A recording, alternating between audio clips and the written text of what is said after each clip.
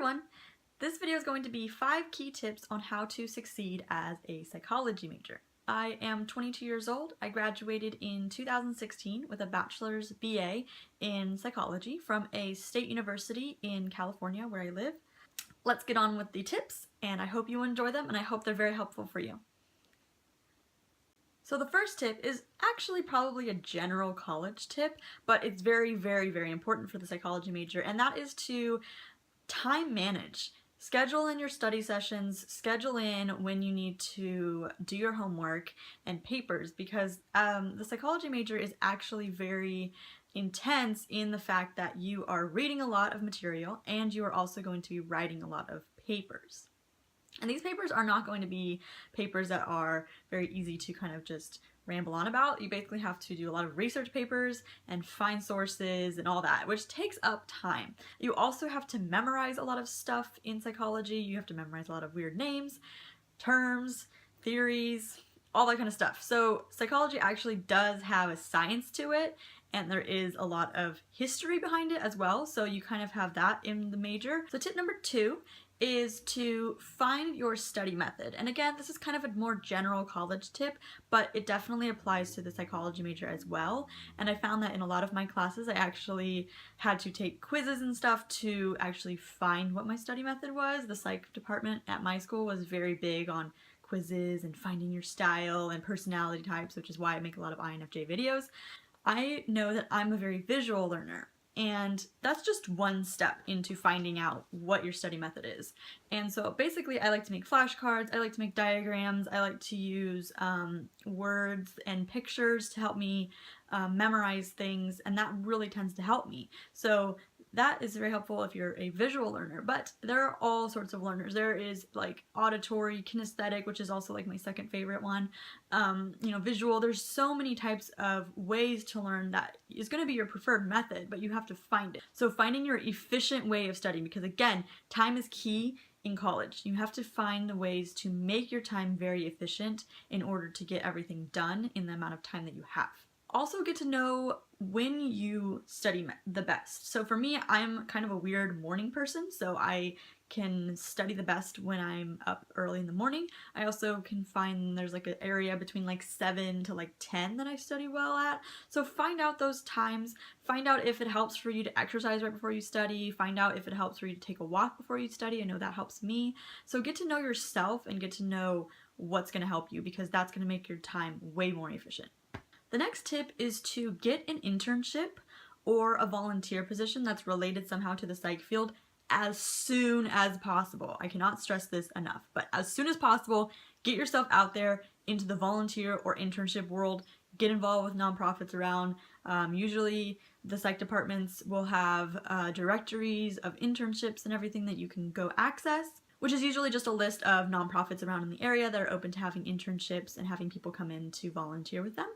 Graduate schools want hands-on experience, and this was a huge downfall for me. I actually kind of didn't know I was going to be a psych major until I was a junior in college, which was very late, but I noticed that when I was looking at grad schools and looking at even jobs in the psych field, is that they wanted years of experience in an internship or somehow related to the psych field. They wanted you to have some hands-on experience. They didn't just want classroom experience. And this is true for a lot of employers in a lot of different fields, but definitely in the psych field, I noticed it's huge to have experience. So as soon as you can, even if it's your first semester as a freshman in college, start looking at volunteer positions, start looking at internships, and start talking to these people, start looking into what your preferred field is, because as you know, there are a lot of different types of graduate programs for psychology. There's counseling, there's social work, there's basically every kind of psychology imaginable. There's a master's degree for it or a job for it. And usually these employers or programs are wanting to look for experience that are very specific to what their program is. So if you're interested in, say, medical social work, try to get volunteer positions in a hospital. It might not be as a social worker or like an assistant to a social worker like right away, but you could start volunteering in the medical field and then say also in a social work office or something like that. Something where you can piece together experience that says to these programs, yeah, I kind of have something to where I can apply to your program, because a lot of programs, they want experience. Like, I cannot stress this enough. Tip number 4 is to get recommendation letters or references from the supervisors that are supervising you in your role as a volunteer or as an intern. This is going to be really, really helpful for applying to graduate programs, a little bit more in employment situations, but definitely for graduate programs. When I was researching grad programs, they want letters of recommendation, and you want to get pretty close with your supervisor. You want to be professional, take it seriously, because you do need to get recommendation letters from those people, and sometimes they have to be very specific to the program, so you're going to be asking kind of a lot for them. They're going to have to fill out a form and write a letter for you for a specific school, and then they're gonna have to do that again.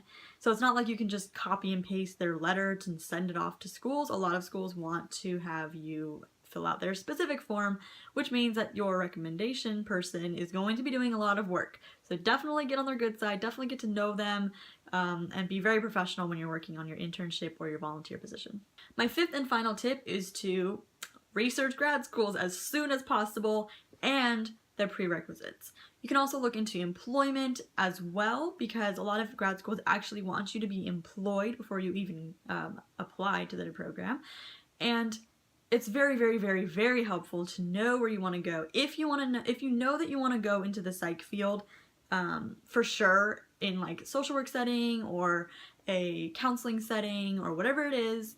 I wasn't really sure, so I didn't really do any of this stuff, but I have learned that you really need to do this kind of stuff if you're serious about going to grad school. Research the grad schools, research the prices of the grad schools, be very careful with some grad programs, especially with social work or counseling, because sometimes they go off into, they aren't part of the school program, they're part of the extended education program, which actually is way more money, so you want to be very careful with that kind of stuff. Look for the loops, the tricks, you know, all of that kind of stuff. I'll definitely make some more videos on all of this stuff to go a little bit more into depth. If that is a thing that people want to see, if you guys want to see that, let me know in the comments, and I will definitely make more videos that are more specific to each of these tips or to other tips that you might have questions about, or any of that kind of stuff. Let me know your comments, your questions, anything down in the comments. Subscribe to my channel to keep track of more of these videos. But having all of this information, having information about grad schools, having information about jobs, go on Indeed and look at the requirements for entry-level jobs in psychology. Look at the places that have jobs for entry-level psychology, because you might end up having to move to go there to find the jobs. A lot of cities have a little bit more jobs in psychology field than, say, rural areas. I live in a more suburban area in California, and it's kind of difficult to find jobs in entry-level psychology programs around here. So I was looking into cities, major cities around me, to potentially look into for grad schools and all of that kind of stuff. So hopefully these 5 tips have helped you out. Maybe they made you feel a little bit more confident as a newly entering psych major, or maybe make you feel a little more confident about exiting into the real world. Woohoo! Don't forget to give this video a thumbs up.